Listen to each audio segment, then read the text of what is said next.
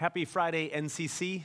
Good to see you again. I trust you've had a great week. I have just a couple things to share, and then I want to, fair warning, this is going to get a little bit longer, this email announcement this week. But two quick things that I want to share. First, I shared last week about budget. We're making plans. Hopefully, my hope is that later today or even tomorrow that you would get an email, a separate email detailing our plans for the budget. Because as I shared last week, our budget season or cycle ends May 31st, and our new one starts June 1st, so we have to have time to get that out for you to review it, ask questions, and then vote electronically. So hopefully later today, you will be getting another email that would explain that. Secondly, things are starting to open up in the state of Wisconsin, and even 30 seconds ago, we just got word about the state Supreme Court situation. As of now, I don't know what any of that means. All I know is we are starting to think about, as the weather warms up, maybe we could worship outside. Maybe we could start this summer or in the next month meeting in homes. I don't have answers for you, but know that we are thinking, praying, planning, and as we find out, we will let you know, but just also know it might be on the fly because things might start changing really, really fast again, like they were changing super, super fast 2 months ago. So we will do our best to keep you updated, but know that things are in the works, being talked, planned, prayed about. And even this week, we met on Wednesday morning to pray together, and we will meet again next Wednesday morning, and would love to have you join us 6:30 a.m. For prayer here at the building. Now, I want to take a few minutes, and I want to talk with you and just kind of share some of my perspectives on the Ahmaud Arbery murder.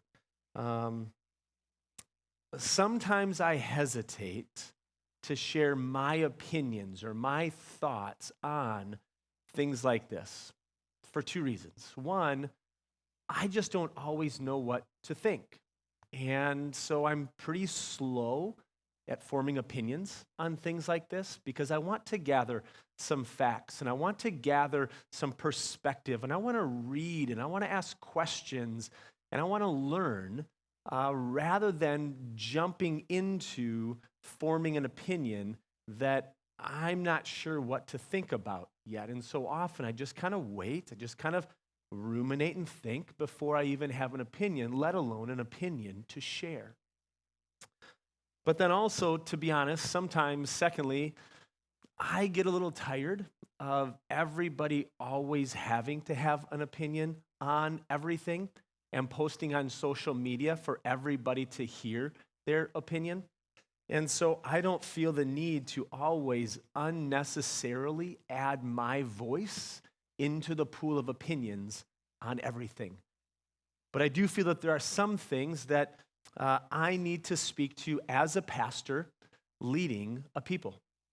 And I do feel like I've processed quite a bit with the Lord about the murder of Ahmaud Arbery, and that there is a time that this might be a time for me to share, to speak out, to speak up onto what I think the Lord would have us learn and lead us in this. Last week we heard from the Westfalls, the Mayors, and the Teskas about how following Jesus in the everyday things of life of COVID-19.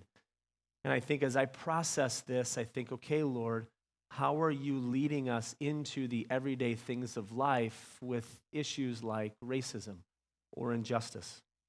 And so kind of a core question that I often have rattling around in my brain is, if the Holy Spirit lives in me, in order to transform me into the image and likeness of Jesus, how would the Holy Spirit be transforming me into the image of Jesus in situations like this? Like, what would it look like to think and be and act and speak like Jesus in issues of race or injustice?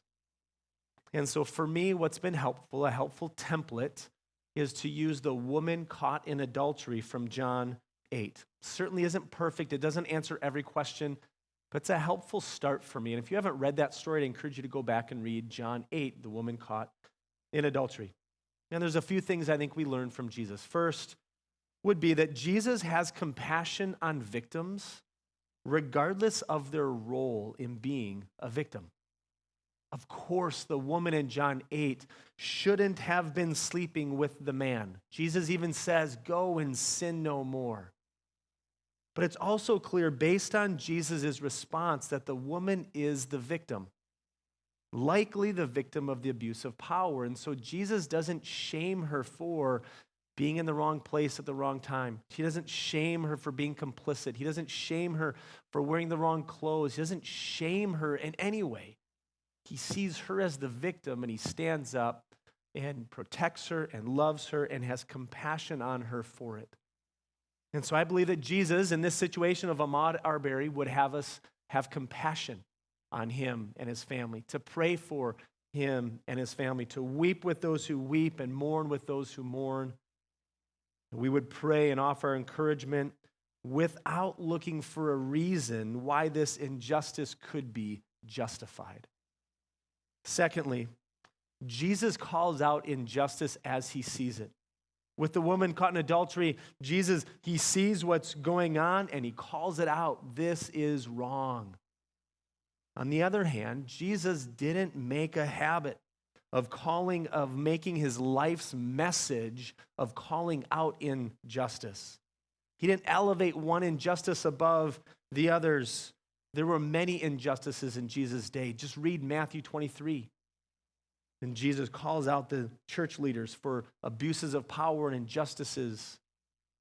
And just as there were abuses then or injustices then, there are injustices now, like abortion or human trafficking, lack of clean water. And so Jesus called out injustice where he saw it, but his life's purpose wasn't to call out injustice. It was to proclaim the message of the kingdom. And so as followers of Jesus, our primary message is the good news of the life and joy found in a relationship with Jesus. And as we proclaim that message, he calls us to call out and speak out and name those messages that are contrary to the message of the gospel. And so I think that means that when we see racism, we call it out. When we see issues of abuse of power, we call it out. Whenever a situation of injustice arises, we call it out, we stand against it, and we look to proclaim the gospel into it. But we don't make our life's message or our calling about anything but the life and hope that is found in Jesus. And then third, Jesus used his position as a man to protect the woman caught in adultery. Jesus uses his entire life and death as a model of showing us how to use our lives to serve others. Jesus took a big personal risk in standing up for the abused, in using his power for the benefit of somebody else. As followers of Jesus, he has called us to use our influence, whatever power or privilege or position that we have, to lay down our lives for those who would be under us. This is biblical. The mature are to lay down their rights for the sake of the immature. The leaders are to serve their followers. The first are to be last. As white people, we use our position to serve people of color. As men, we use our lives to benefit women, the wealthy to serve the poor, the strong to help the weak, those on top to bless those who are on the bottom. Whatever my position or lot in life, Jesus calls me and invites me and leads me to use that position and lot to serve others. Lastly, we are called to give and extend grace. Many, in the process of trying to help and offer support, will say and do the wrong things, only adding to the problem. Others, not sure what to say or afraid of saying the wrong or doing the wrong thing, will say and do nothing, only adding to the problem. Many, in their desire to learn more and to ask questions and seek understanding, will say or do the wrong things, only adding to the problem. And lastly, some, because they're angry and fearful and hurt and afraid, will say and do the wrong things, only adding to the problem. Can we give each other grace as the church as we wrestle with things like race and injustice and privilege? I believe this is a posture of how Jesus would respond. I don't always know what to do.